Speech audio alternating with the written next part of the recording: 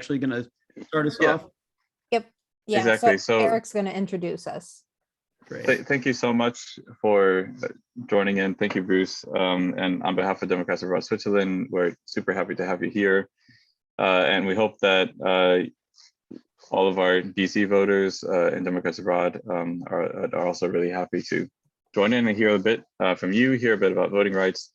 In a second, Jazz, our Global Black Caucus head, will be sharing a short video talking a bit about DC statehood and how important it is. And also, just for reference for everyone here on the call today, we'll be managing, I know it's not a huge crowd, but we'll be managing ourselves exactly in the chat with star hand up. So if you have a question, we'll call upon you. We'll make sure that your question will be answered in time. Thank you so much, Bruce, again for joining. And we'll go ahead and move on with this video. Great. Thanks for having me.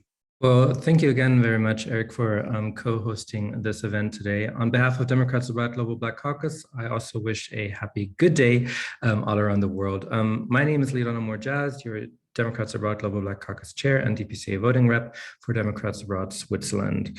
And co-hosting today's event highlights many of the issues related to the Global Black Caucus. The battle against DC statehood is rooted in anti-Black racism and fear of Black political power. During today's political salon, we are highlighting one of the most unjust issues of time, the underrepresentation of Washington, DC, a majority Black and Brown community. At this time, over 700,000 DC residents have no vote in Congress, despite paying the highest federal income tax rate in the entire country and having a population larger than 2 existing US states, namely Vermont and Wyoming. In addition to this, DC does not have the authority to pass its own laws, with every piece of legislation subject to congressional review. This mechanism is often used to block and override the will of DC residents. This is only just the tip of the iceberg when it comes to the injustice. As Eric just mentioned, I have prepared this video that I'll show you right now. And this, there we go. So I do hope that gave everybody a little bit more in-depth on the topic of DC statehood. And what is most interesting is, what does voter rights have to do with DC statehood? So I'm handing it over to Eric to introduce the fabulous Bruce Spiva. Yep, thank you so much, Jazz. And without any further ado, I'd like to welcome Bruce Spiva. And please, you have the floor. Great. Thanks. Thanks for having me, Democrats Abroad. My name is Bruce Spiva, actually, and really pleased to be here with you today.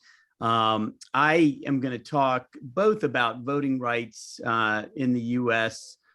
More broadly, and then talk about the statehood. The wonderful video that you just played nicely kind of summed it up and did a lot of the work that that I was thinking of doing. So I may focus a little bit more broadly on the voting rights and then get to statehood and how the two are inextricably bound. You know, I spoke to this group, or at least a subset of this group, back in September of 2020. My good friend Christy Worrell, who I went to law school with, who many of you probably know, did a program about voting rights for the Fair Fight organization.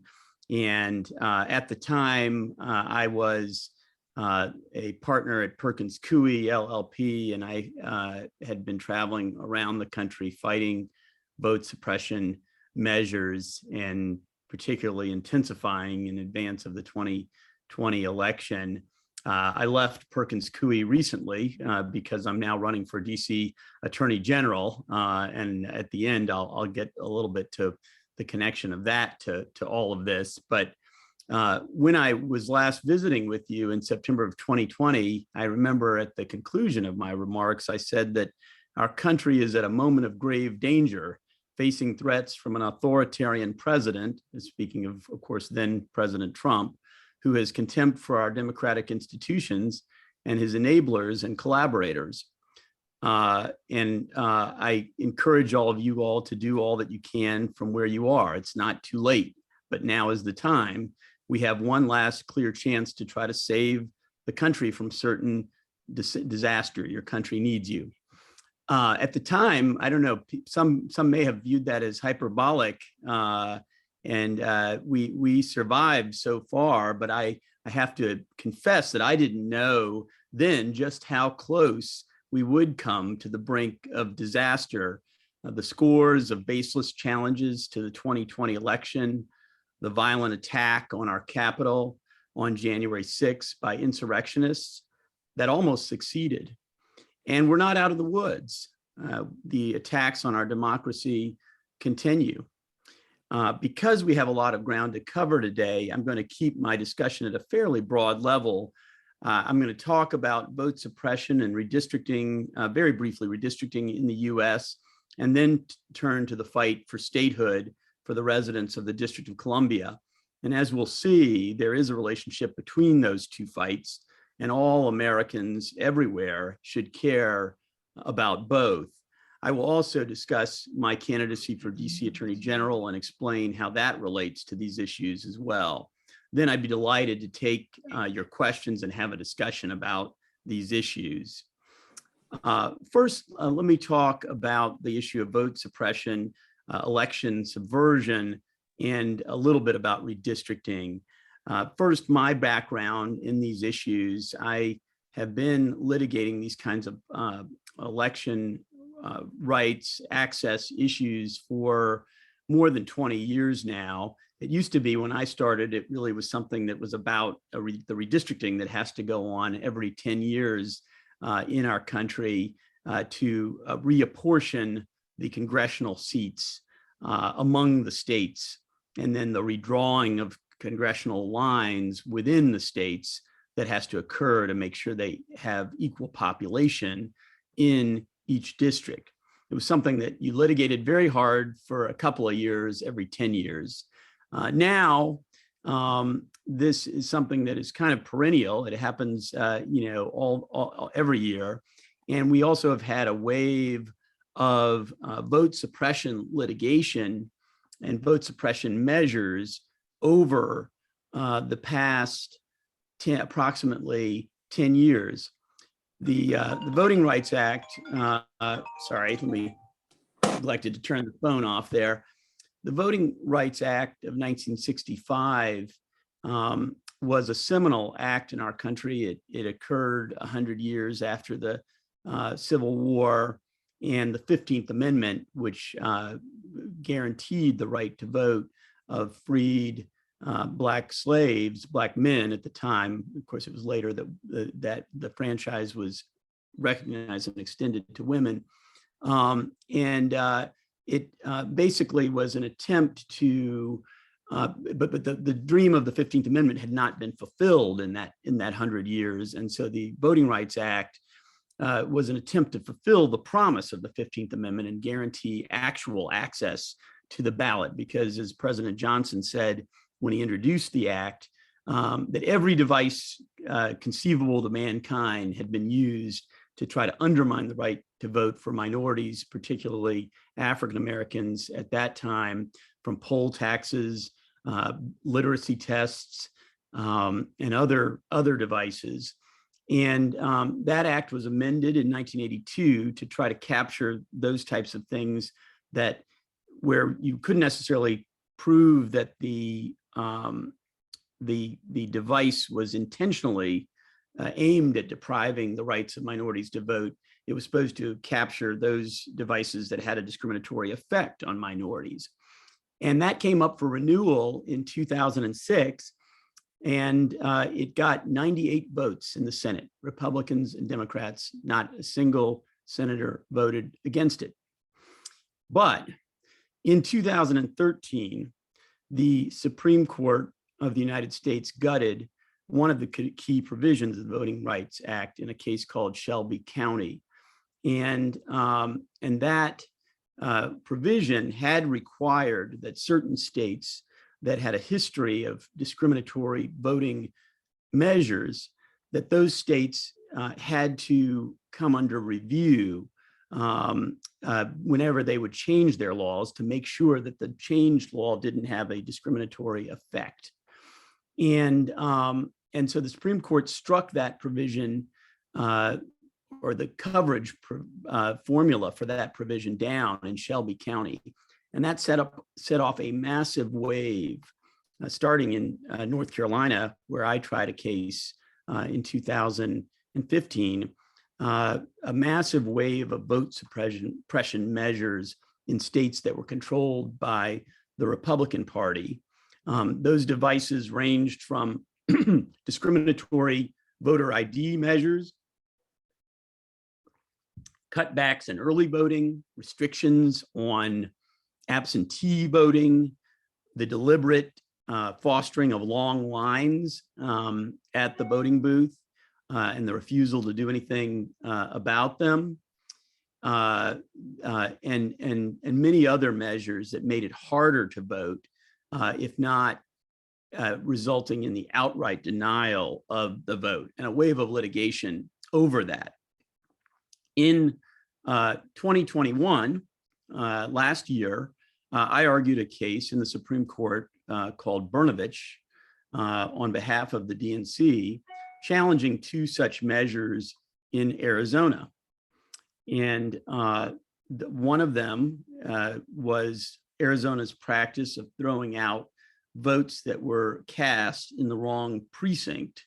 And that was, and that happened to minority voters at a 2-to-1 ratio. And thousands of votes were outright thrown out. Even when somebody went to the trouble of casting them, they were totally thrown out if they were cast in the wrong precinct. Even if the person was fully qualified to vote for offices like governor or Congress, they might be in the wrong school board district, so you could understand the vote not being counted for that, but they would throw them out entirely from president on down.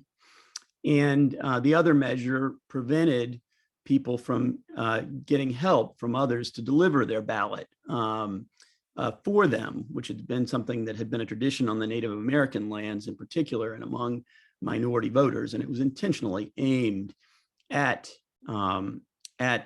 minority voters in Arizona. Well, unfortunately, the now 6-3 Supreme Court threw out the other provision, a major provision of the Voting Rights Act, Section 2 of the Voting Rights Act, which the Supreme Court in Shelby County said was still alive and well and could be used to fight these types of discriminatory measures. And it didn't throw Section 2 out, but it put a bunch of restrictions that don't appear anywhere in the Voting Rights Act on the ability to bring those types of cases. So that has now emboldened further these Republican legislatures to further restrict the right to vote of minorities. This is all based and sold based on what a professor named Lorraine Maniti in her book is called The Myth of Voter Fraud. This claim, and that we've seen, go into hyperdrive after the 2020 election, that there's all this voter fraud out there. And so these types of measures are necessary to keep people from voting illegally. The fact of the matter is, you have much more chance of being struck by lightning than actually finding a fraudulently cast ballot. We don't have a voter fraud problem in the United States. We have a voter turnout problem, particularly among minorities. And that's largely because voting is difficult in the US, and these types of measures make it more difficult. They deliberately are aimed at raising the cost of voting, particularly for minorities and poor people and young people. And so now, as I mentioned at the beginning, we saw the challenges to the 2020 election, myriad challenges, baseless challenges, again, based on the claim of voter fraud in the election, all of them luckily put down in the courts. But that has set off a new wave of vote suppression measures. And even worse is it has set off a wave of what has been called election subversion measures. So these are not just measures that make it more difficult to vote, but measures that make it more likely and enable those who would do this to actually subvert the very results of the next election. These are range from laws passed in Georgia and Texas and other where that would allow the takeover of nonpartisan election officials' jobs by partisan legislators, where they could literally just reverse the result in a given jurisdiction. And of course, these attacks on the system are on the usual places like Fulton County, Atlanta, in Georgia, places like Detroit. These all share a commonality. They are majority or heavily minority jurisdictions that are under attack. There are physical threats against election officials, causing many of them to leave their jobs rather than put themselves in harm's way.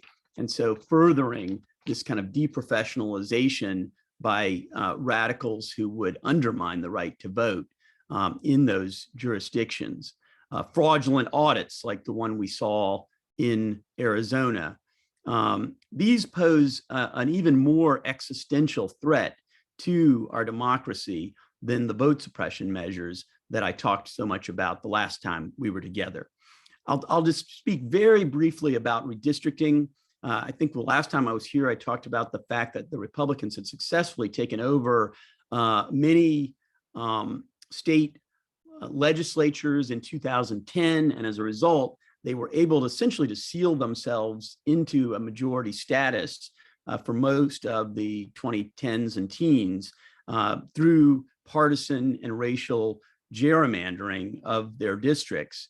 And now the fear in after our last census count and this latest round of redistricting was that they would go even further.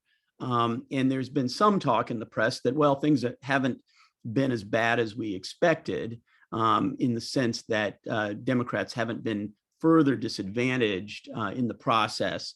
I think that's a little overly optimistic and exuberant. I think there are two things that results from, to the extent it's the case. One is there have been so-called nonpartisan redistricting commissions put in place in several states, and that has tempered it to some effect. The federal government, the Supreme Court, has walked away from the issue of partisan gerrymandering completely, but some state Supreme Courts in Pennsylvania and North Carolina and elsewhere have actually struck down partisan gerrymanders under their state constitutions. But I think the fundamental issue here is that the Republicans had already kind of baked in such an advantage in these maps that there wasn't that much further for them to go in the redistricting process. Some exceptions. Alabama, has continued racial gerrymandering there, diluting the votes of African Americans. And disturbingly, even though two Trump judges recently struck down their map as a racial gerrymander, the United States Supreme Court stayed that decision. And in Texas, where they gained 4 seats, largely on the growth in the minority population in Texas, they enacted a map that did not create a single additional majority-minority seat. Let me turn to statehood. So my background in statehood is that I've been fighting for this for decades. I fought and testified in Congress for in the early part of this century for the DC Voting Rights Act, which wouldn't have made us a state, but would have given us a vote in the House of Representatives. I have been arrested in an act of civil disobedience, I should emphasize, fighting for statehood. I have participated in court cases pushing this along, and of course have done a lot of advocacy work. I've formerly chaired the board of an organization called DC Vote, which is its mission is to gain a full democracy for the people in DC. In DC, I was going to give you some history of the issue, but the video very helpfully gave most of that. We once had at the beginning of the district, which was created, the diamond or partial diamond now that you saw in the video was created by the succession of land from Virginia and Maryland to form the District of Columbia in the early part of the 19th century. And at first, we still had a vote in the Congress. In fact, there was a congressperson who served from what was then the city of Georgetown, which is, of course, a neighborhood in the district. But Congress, after it took full control of the district, divested us of that right, which doesn't appear anywhere in the Constitution, by the way. You hear the Republicans saying, oh, that the framers didn't intend for the district to have a right to vote. There's nothing in the Constitution that supports that. We, for most of our history, were run by a very segregated city, run by racist Southern congressional folks. The part of the diamond that you saw was retroceded to Virginia. That they used to be, for those of you familiar with the area, that's now called Arlington and Alexandria. Those used to be part of the district, but in the latter part of the 19th century, they were retroceded to Virginia. Up until Home Rule in 1973, we were overseen by, as I said, racist Southern Congress people for the most part. It was a very segregated city by law. And we did get Home Rule, but the Congress has, and very frequently does, as we saw with some of the examples in the video, interfere with our own local laws and budget for our own money. There was that statehood vote in 1993. Later, we came very close to achieving a vote in the House, although that wouldn't have given us anything in the Senate.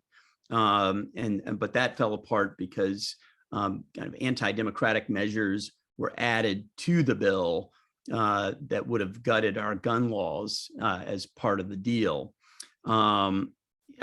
And so the movement has really turned in these latter years to full push for statehood. And we are closer now than we've ever been. Yet the last mile, as they say when they talk about telecom and broadband, the last mile is perhaps the hardest mile. The reason we're closer is there is now a recognition that DC could be admitted as a state the way every other, each of the other 50 states has been admitted by a majority vote in Congress. It would not require a constitutional amendment. And so what the proposal on the table, there's an act, the act that the House of Representatives has now passed twice, once in 2020, as the video mentioned, and then again last year, would shrink the size of the district to encompass the National Mall and the Congress and the White House. And essentially that would become a federal enclave within the new Commonwealth, Douglas Commonwealth, named after one of the most famous Washingtonians, Frederick Douglass, of course, the great abolitionist and former slave from the 19th century. And that can be done. There's nothing in the Constitution that says that the district has to be a certain size. It just says it can't be larger than 10 square miles. It doesn't say how small it can be. And so the district would then become the White House and the Congress and the mall and maybe some other federal enclaves. And the rest, the neighborhoods of the district, we, the 700,000 people of the district, would become a state. And that can be done with 51 votes. In fact, one of our DC Vote partner organizations is called 51 for 51. And so I think another reason why we're closer than ever is because I have found, even in the time that I've been fighting for this, that there is a recognition in most of the Democratic Party that this is an important issue, that it's key to the Democratic Party's goals and perhaps even the survival of our democracy. And so there's much more political will in the Democratic Party to get this done. than I've ever seen before. When we were fighting for the DC Voting Rights Act, which would have just given us a vote in the House, the Democrats talked a good game, but they really wouldn't put any political will behind it. The rider that I mentioned that would have gutted our gun laws, that was voted for. Several Democratic Congress people voted for that rider because they wanted to keep their perfect score with the NRA. So, but now we see much more political will. We see a vote in the House for statehood. We see almost unity. I think there are 46 or 47 Democratic senators in the Senate who are on record for statehood. But now the last mile, right? So Senator Manchin, after keeping everybody guessing for a period of time, has now said that he believes it has to be done by constitutional amendment, even though many scholars have come out and said that's just not correct, that it's not required. Clearly political cover for himself in order to, it's essentially saying I'm against it because, getting a constitutional amendment on this would be almost impossible in the current environment. Interestingly, the last time there was a constitutional amendment, it wasn't for statehood. It would have given us 2 senators, but it wouldn't have created a state. That was passed by an overwhelmingly bipartisan majority in the Congress and sent out to the states in the late 1970s. So this used to be a bipartisan issue, just like the issue of voting rights at large. It is now a hyper-partisan issue because the Republicans have decided that the only way to maintain or regain power is by suppressing the vote.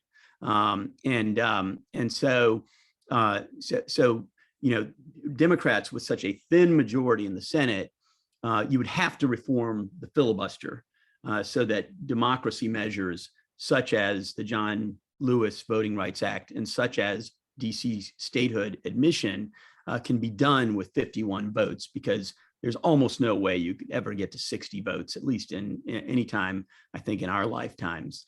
But you could conceivably get to 51, but it will require a broader majority because you're probably always going to have 1 or 2 Democrats who are from really red states that are going to decline to vote for that. And certainly that's the situation we find ourselves in right now. So close, but very, very far, at least at present. That could change. That could change very quickly if we were able to get a couple more votes in the Senate. Why should Democrats abroad care about this issue? First, there's the moral case for it. I think people oftentimes skip to the political aspect of this, and I think we should never forget that we residents of the District of Columbia serve on federal juries. We pay federal and state taxes. As the video said, we pay more per capita than any other state in the nation. We have fought and died in every single war that this country has had since the beginning of the republic, even though we have had no vote on whether those wars should happen in the first place. And so it is a moral disgrace. We are the only democracy in the world that denies the fundamental right to participate in the democracy to residents of its capital. It's a moral disgrace, and it needs to be changed for that reason alone. But secondly, and this, I'm not naive, the reason there is so much energy in the Democratic Party, even from those who are not residents or do not represent, of course, we have no representatives who can vote, the district. The reason there is now such urgency, I think, among most, is that realpolitik. That there is a natural gerrymander in the Senate because you have states like Wyoming with about 500,000 citizens, a very red state, that have 2 senators, just like the 40 million people in California. You have states like Montana that have 2 senators, usually Republican.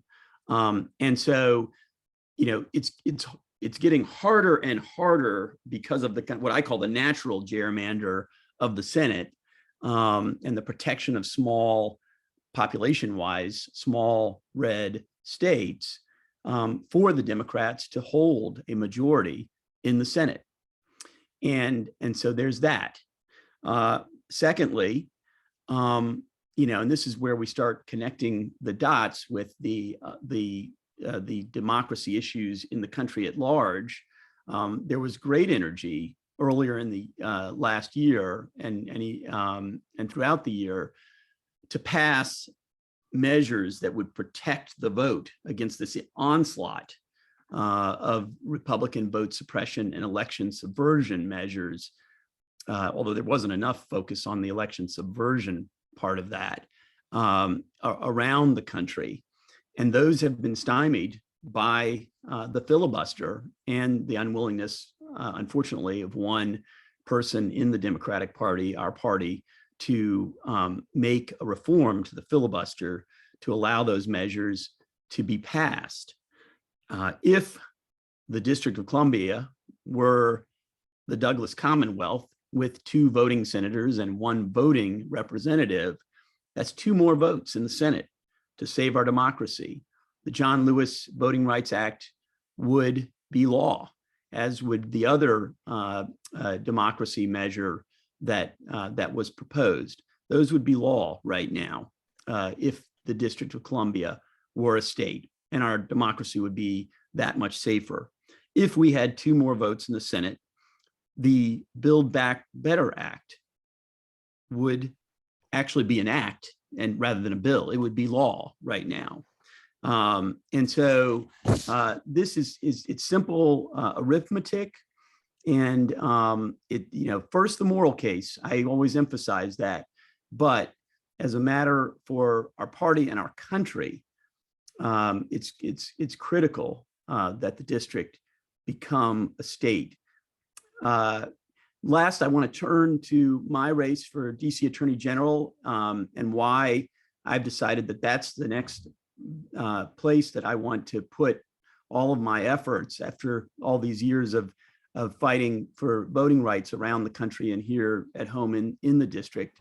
I've had 12 trials just in the last 7 years alone, in places like Virginia and Ohio and Iowa and New Hampshire and Arizona and other places, Alabama, fighting for the right to vote.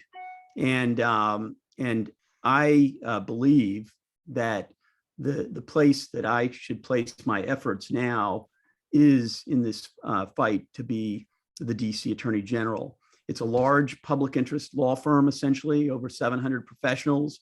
And I'm running because I want to fight for issues like housing justice and criminal justice reform, workers' rights. And so all of these are issues of great concern, I think, to progressives everywhere, but also because I think I am the best placed person to use the powers of that office and use the bully pulpit of that office to carry this message about the moral imperative of DC statehood and local autonomy forward and push the issue. And I would carry that message wherever I went. The office is a premier state attorney general office. The current AG has played a leadership role with the National Association of Attorney Generals, and I would intend to carry on that tradition. And there's no one better place to carry on that fight and carry that message to my counterparts, what will hopefully be my counterparts, other state AGs around the country. We're going to need help in order to achieve this goal. We're going to need help by definition from people who don't live in DC and who don't represent DC. And so it's critically important to carry this message with the strongest voice possible everywhere in the United States and everywhere in the world. The office also has and certainly will, if I'm elected, participate in the fight for democracy in other states. We can file together with in partnership with other progressive states briefs in cases fighting vote suppression and election subversion measures in other states. And I'm someone who's the best prepared to carry on and lead that fight, because a threat to paraphrase Martin Luther King, a threat to democracy anywhere is a threat to democracy everywhere. And so I will carry on that fight as well. You know, again, we were attacked on January 6th. Our city, our neighborhoods, our capital was attacked.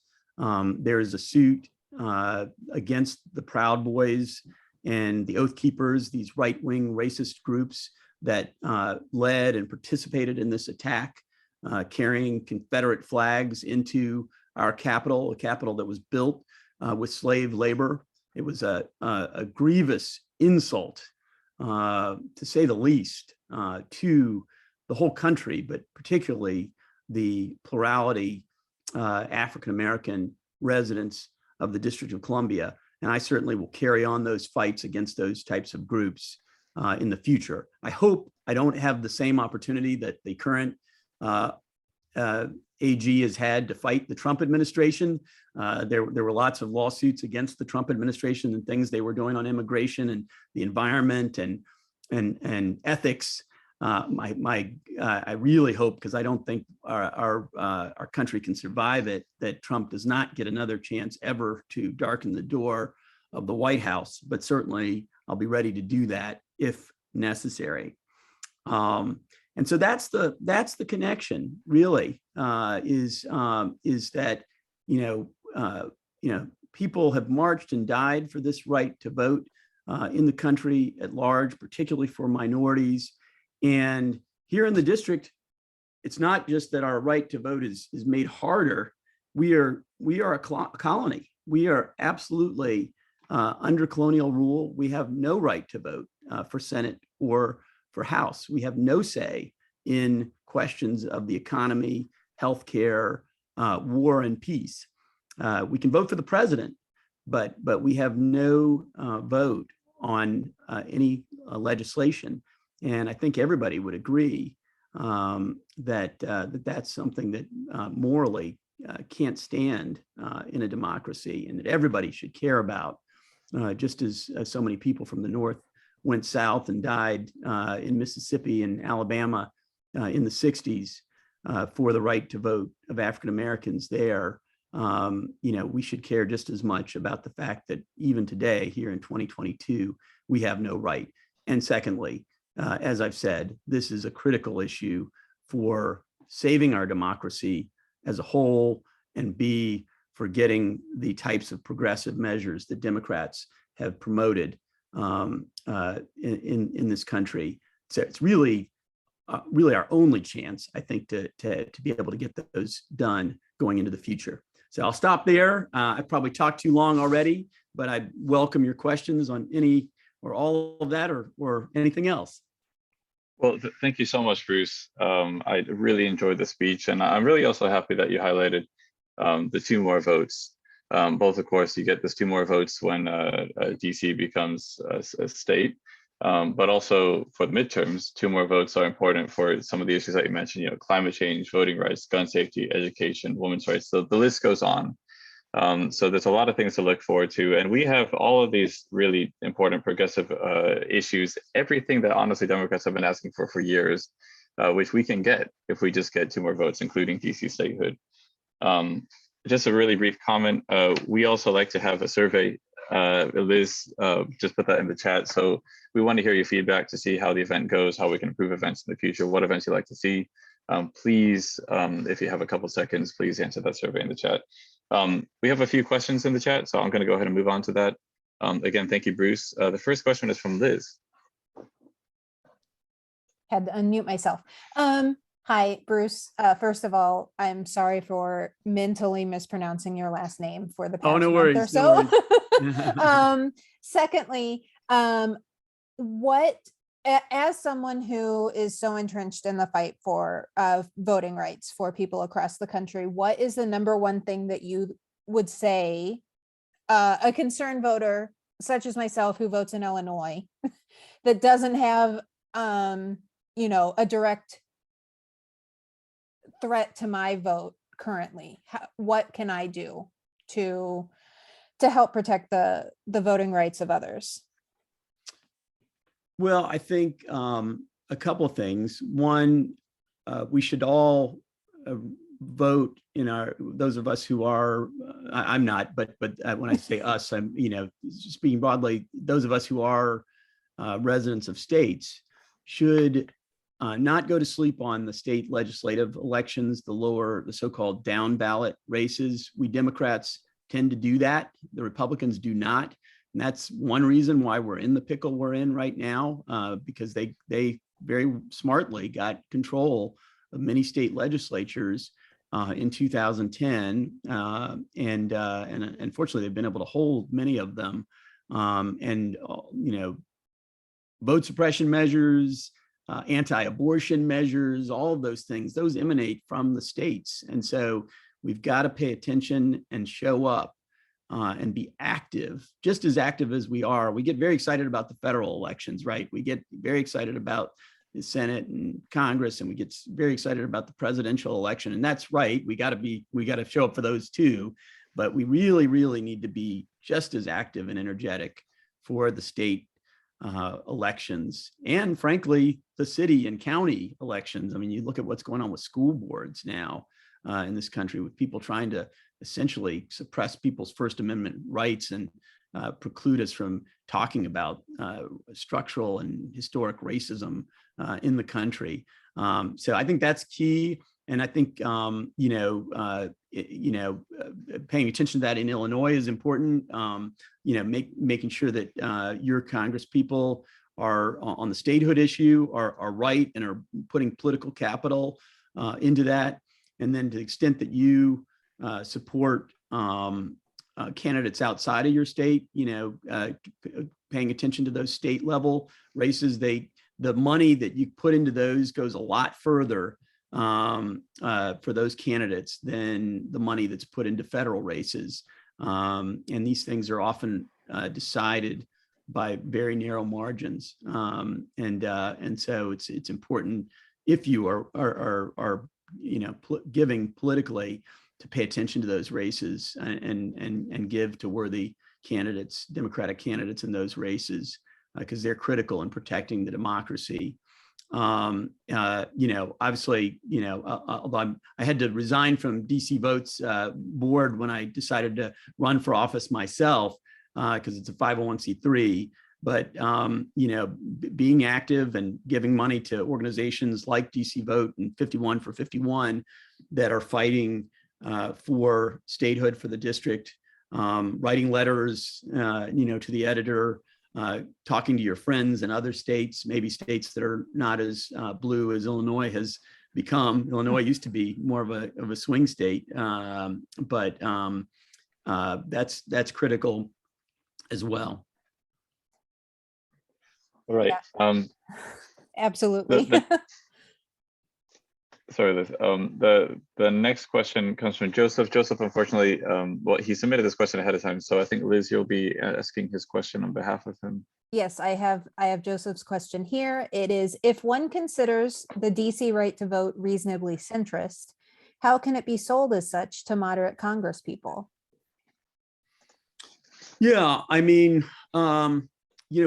our whole strategy when we were trying to get a vote in the House was to do just that. We basically, the proposal was that the size of the House would be increased by 2. And at that time, Utah would have gotten the 2nd seat and we would have gotten 1 seat. So it would have been politically totally neutral. And we actually got a number of Republicans to sign on to that. Things have polarized so much more even since then. I mean, that was around kind of the 2007, 2008 timeframe, that it is difficult to get any Republican votes for democracy measures, and particularly for DC statehood. I think the way we do it is we still keep talking to them and making the moral case for this. We go to their individual states and we educate the population in those states about this issue, and we use partners in those states do that. Because like I said, even among Republicans, most people don't realize the disenfranchised status of the district. But once they do, there's been polling done that shows even among Republicans that they view it as unfair and this something that ought to be changed. So educating them, and of course, this applies to Joe Manchin. He's a Democrat in name, at least. But we've done work in West Virginia. So far it hasn't carried the day, but we have to work in any state where where we have a senator or a congressperson who's on the fence about whether to support this. So I mean, I guess I don't know if that. I mean, the moral case in terms of being a moderate issue is simple, right? It's that we were founded on the basis that everybody has a right to one vote and to participate in their democracy, and that government without the consent of the governed is illegitimate. There were exceptions for a long period of our history, which we've slowly changed. But the moral case for it is quite simple. The problem is the politics of it, and frankly, the real devolution of the Republican Party to such an anti-democratic party, what's left of it. I'm not talking about the old school Republicans. I'm not sure the moral case, we keep making it, absolutely, because it is the right case for it, but I'm not sure that that's really going to sway very many, if at all, actual elected officials in the Republican Party. It works with some of the rank and file members, but it's not probably going to sway them. So we've got to get Democrats elected, in the same breath as I say we have to make the moral case. Thank you, Bruce. Also, just a reminder, so we are at the hour. Bruce, would you still have time to answer the last question? We might have one or two left.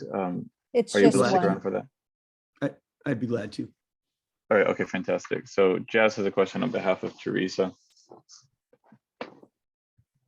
Yes, Teresa sent a question because she had to leave.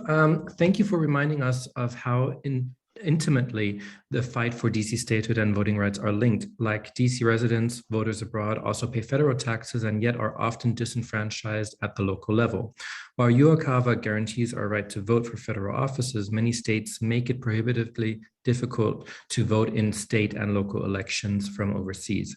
Some states, like Texas, are now attempting to curtail the overseas vote by making a current state address a requirement for registration, in direct contravention of the UOCAVA and the MOVE Act.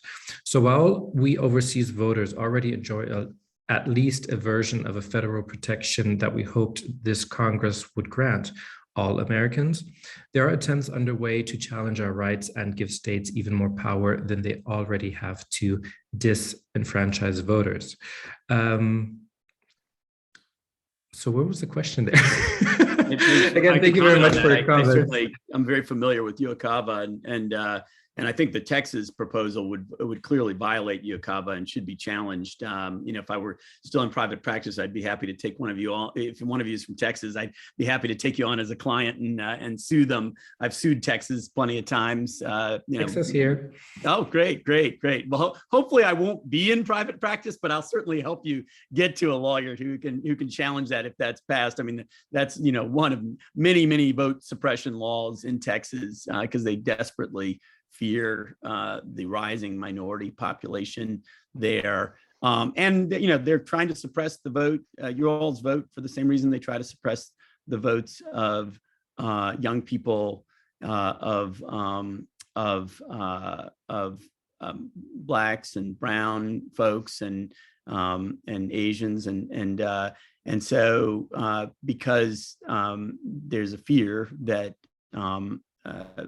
and I don't know what the numbers are. I know I'm talking to the Democrats abroad, but I don't know what the numbers are writ large in terms of all Americans abroad. I suspect it's probably skews Democratic, and so that's the reason we're starting to see these types of measures to attempt to suppress your vote too. And And so, it's all part of the same anti-democratic small d fervor that we're seeing. And by the way, I would be remiss if I didn't say that, if you want to learn more information about me and my campaign for DC Attorney General, please reach out to us. I'm at bspiva at spivafordcag.com. My website is spivafordcag.com. I've been a civil rights lawyer. These issues are dear to my heart, and I'm going to, whatever role I have, I'm going to be continuing to fight for them with whatever authority I have. And so, would welcome you coming to get to know us. And obviously, this is not a campaign event, but would welcome people's support in that regard. So thank you again for having me. I don't know if there are other questions. I could certainly take them if you wanted, but our queue is empty, and we don't Okay. want to take up too much of your time, but we really appreciate the time you've given us this afternoon. Yeah, it's afternoon for you too. So thank you so much. My pleasure. Thank you all. Good to see you again. Thank you Take very care. much. Thank you. All right, Thank you. Thank you. So much, Thank you. everyone. Thanks, everyone. Thanks. Have a Bye-bye. lovely rest of your day. You too.